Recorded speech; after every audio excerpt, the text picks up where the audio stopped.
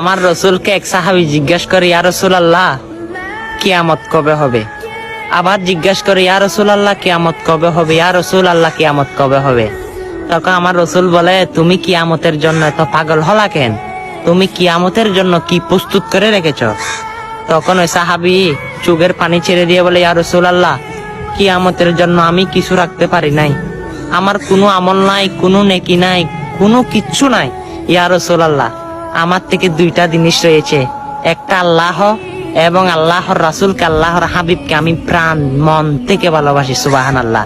ইয়া রাসূলুল্লাহ সেই সাহাবীর মতো আমি আপনার উম্মত হিসেবে বলতে চাই, আমারও কোনো আমল নাই, শুধু আপনি আর আপনি রসুলকে আমি মন প্রাণ থেকে ভালোবাসি। হ্যাঁ, সেই রসুলের উম্মত যারা রয়েছেন, এই সুন্দর বার্তাটা সকল মুসলমানের কাছে পারলে শেয়ার করে দিয়েন। আমিন।